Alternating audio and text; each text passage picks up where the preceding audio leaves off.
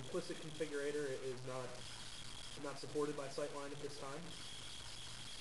Okay, and again, this is in a load balance environment. So I'm just going to enter the interactive one. We'll go ahead and click Next. Okay, and then it's just going to go ahead and copy those files to the Syteline directory, as I discussed earlier. So it found those directories. Okay, and again, it's the C program files import Syteline, and C program files import SL client deploy add-ons directory. This directory here is used by the click once deploy client, so it'll actually deploy some of our files along with that client. Okay, and we'll go ahead and click on Finish. Okay, and it moved those files. And I would just like to verify that those are moved. So we're going to go to C program files, import Syteline. Okay, here's our instance file. The rest of our files have a date modified int21, I believe, so there they are. And then I'll look in the SL client deploy add-ons directory. Okay, and there are our files that we added. Okay, good. Okay, so that was the client deployment wizard. Okay, so now the next step is we're going to register the configurator application in Syteline. Okay, and where we do this is we log into Syteline, we go to the inventory parameters screen, and then we input the application that we created earlier in Enterprise Manager. Okay, and there's a little trick to this form. You have to input the application name, save the form, exit the form, and then reopen the form in order to get it to notice the change. Okay, and I'll show you that. That's a very common problem that we see.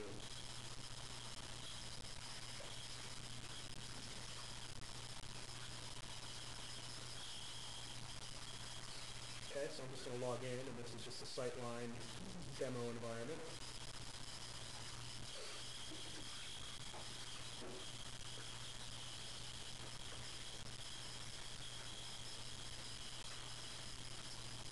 Just going to open the inventory parameters form.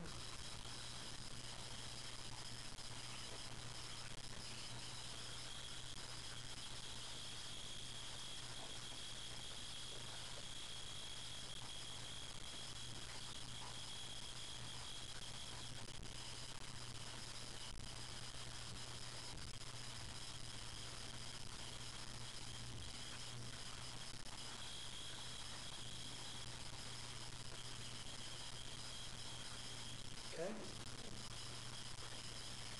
So, where it says configurator application ID, that's where I'm just going to swap back. Remember, I copied that to a text file. Okay, we can also just open up Enterprise Manager just to verify.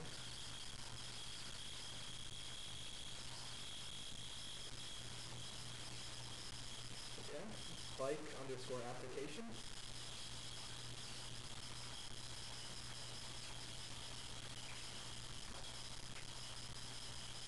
Okay, so I'm going to go ahead and click Save.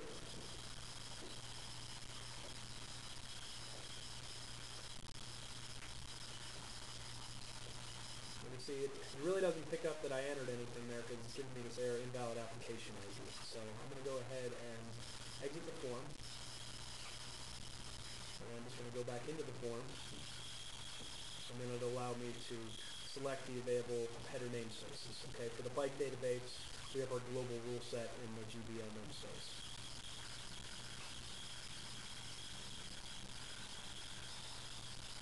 Okay, so now the application is now registered in Syteline.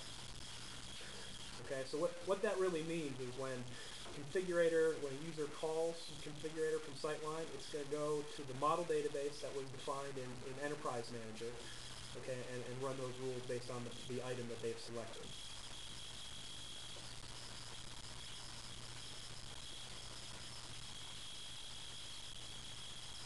Okay, and then there are two more steps here. So now that we have the host services and by design config file moved over to the Syteline directories, and we have the application registered, we're going to go ahead and rebuild the click once deployment package. Okay, this will allow click once deploy users to download our host services files and the by design .config instance file, which is required to connect to the configurator.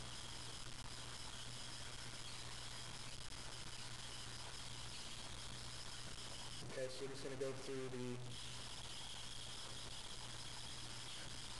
Infor setup wizard here.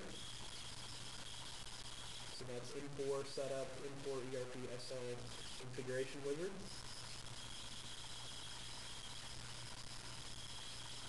And I'm just going to check my click once deployment. Input my service log on.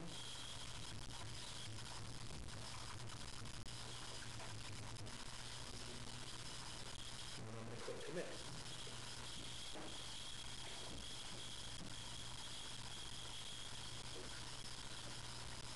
Okay, and those click once deploy clients, the next time they connect, they'll see that the build has changed and it'll download the additional files.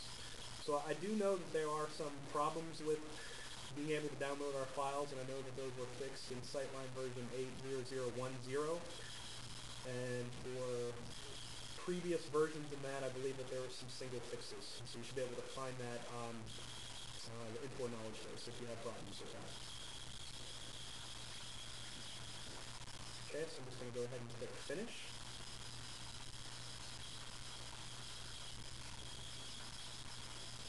Okay, so there's some additional steps just on the utility server to get to the admin client and launch the configurator.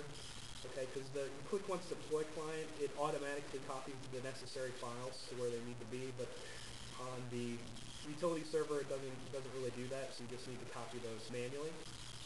So what we're going to do is we're just going to copy these three files here. bydesign.config, and then bydesign configuration services.dll, and bydesign load balance query service client.dll. So I know those are long, but we'll make the presentation available to you after this is through. Okay, we're just going to copy those from the SL client deploy add-ons directory to C documents and settings, the username that I'm logged on as, the local settings, application data, Infor WinStudio global scripts. Now, again, this is only necessary if you want to launch configurator using the admin client. Okay, so I'm just going to go ahead and do that. And the reason I put it in here is because a lot of people, when they install it, they do just a test to make sure that it works, and then they get an error. Okay, so we're just going to copy those files. At the end of the presentation, we're going to talk about some common errors and their resolutions. So I'll show you what that error looks like.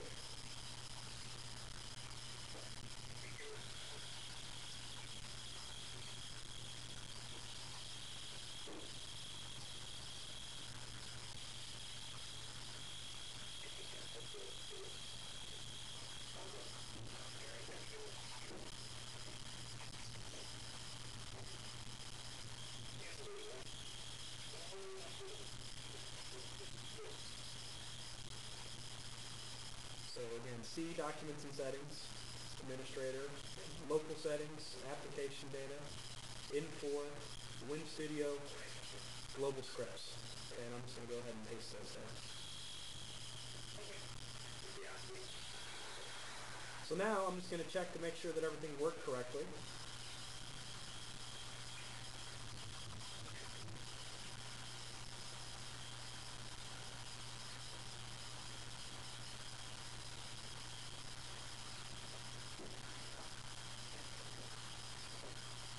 I'm just going to go into customer order lines, and I'm just going to try to configure the bike. Now, since this is the Infor sample database, the bike is already set up as a configurable item. I guess I should show you that as well.